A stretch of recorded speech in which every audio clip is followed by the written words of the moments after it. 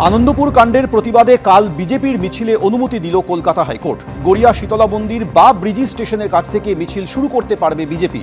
নরেন্দ্রপুর থানা পর্যন্ত মিছিলের অনুমতি দেওয়া হয়েছে। সকাল 11টা থেকে দুপুর 3:30 পর্যন্ত মিছিল করা যাবে বলে অনুমতি দিয়েছেন বিচারপতি শুভ্রা ঘোষ। থানার 200 মিটার আগে পর্যন্ত যাওয়া যাবে বলে কলকাতা হাইকোর্টের নির্দেশ। 5 জনের প্রতিনিধি দল থানায় গিয়ে ডেপুটেশন জমা দিতে পারবেন, জানিয়েছে কলকাতা হাইকোর্ট।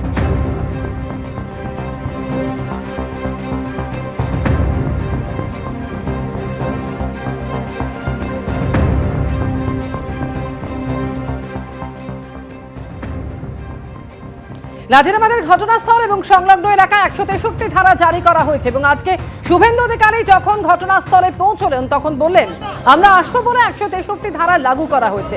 অরূপ বিশ্বাস, ফিরহাদ হাকিম, সুজিত বসু এলে 163 ধারা লাগু করা হয় না। শুভেন্দু অধিকারী কি বললেন শোনাবো, একই সঙ্গে শোনাবো কুণাল ঘোষ কি বলছেন।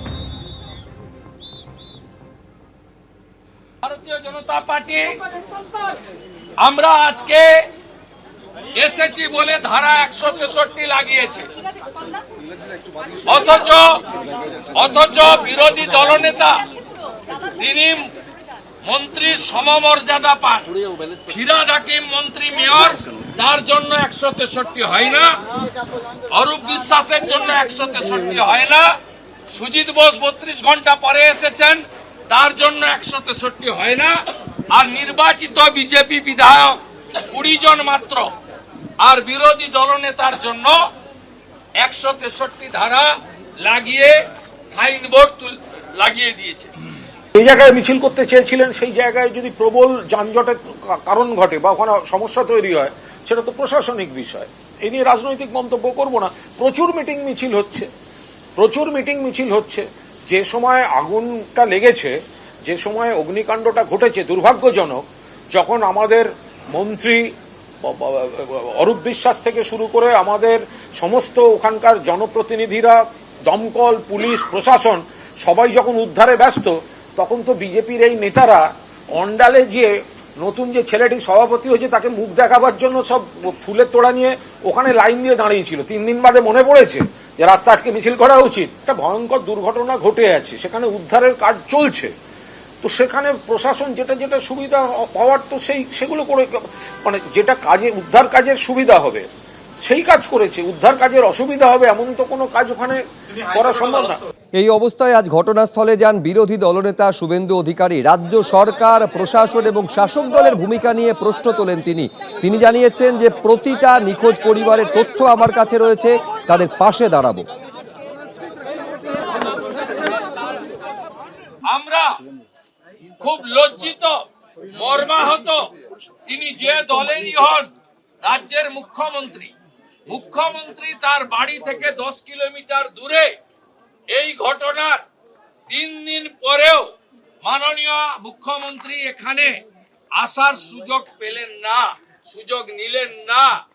এবং তার মমত্ববোধ, মানবিকতা, প্রশাসনিক দায়বদ্ধতা, সাংবিধানিক দায়বদ্ধতা, তার রাজধর্ম তিনি এখানে পালন করলেন না। তাই আমাদের পক্ষ থেকে মুখ্যমন্ত্রীর এই আচরণের ঘোর নিন্দা জানাই। সব মিছিলটাকে আমরা করিয়েছি সহযোগিতা করে।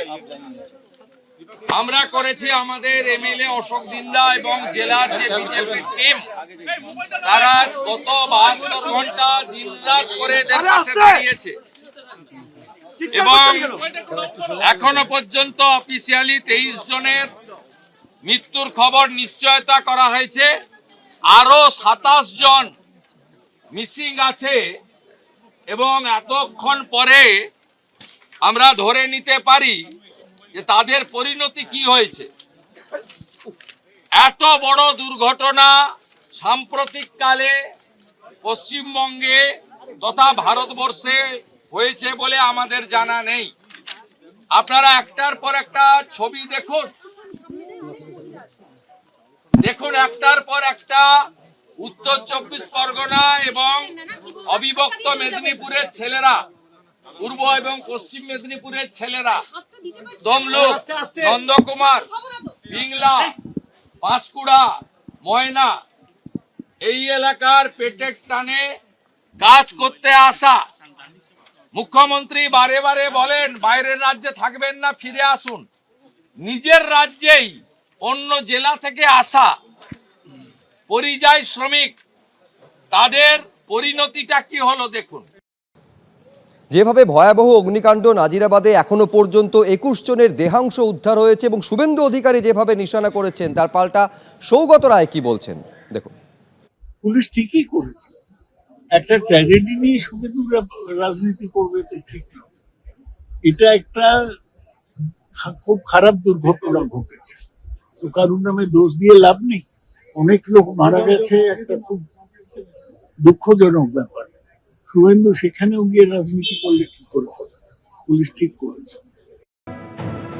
দুটি সংস্থার যে গোডাউন, তাদের কর্মীদেরও মৃত্যু হয়েছে, যাদের নাম রয়েছে এই 21 জনের তালিকায়।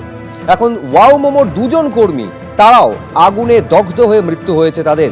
এই দুজন কর্মীর মধ্যে অন্যতম একজন, তিনি ফোন করেছিলেন তার দাদাকে এবং তিনি বলছেন, আমি মরেই যাব, বেশিক্ষণ বাঁচব না, সন্তান ও স্ত্রীকে দেখিস। ওই দিন অভিশপ্ত সেই দিনে রাত 3:14 দাদাকে ফোন করেন ওয়াও মোমোর এই কর্মী rubbish Hansda. 2 minute 3 second rubbish Hansda তার দাদার সঙ্গে ফোনে কথা বলেন।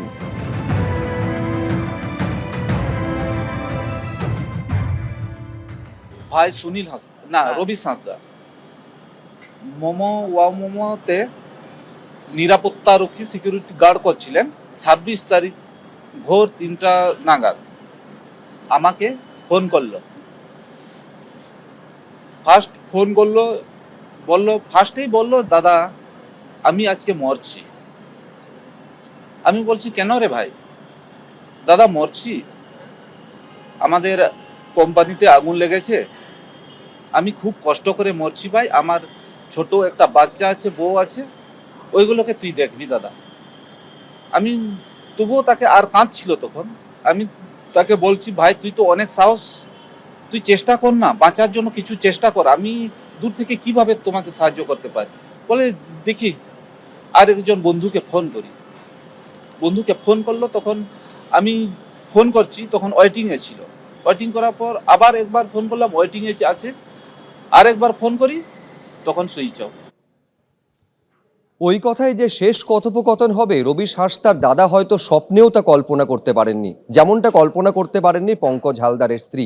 পঙ্কজ হালদার ওয়াও মোমোর আর এক কর্মী 3:11 তিনি তার স্ত্রীকে ফোন করেছিলেন এবং তিনি কাতর আর্জি জানিয়েছিলেন, কোম্পানির লোককে বলো আমাকে ফোন করতে, হাতে 5 মিনিট সময় আছে, আমি আর বাঁচবো না, আগুন লেগেছে।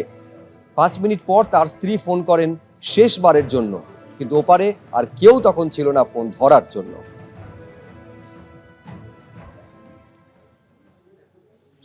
উনি আমাকে ফোন করলেন, করে রাত 3টের সময় ফোন করলেন, করে বললেন যে বাবাই আমি বাঁচবো না, আমাকে বাঁচাও, এখানে আগুন ধরে গেছে।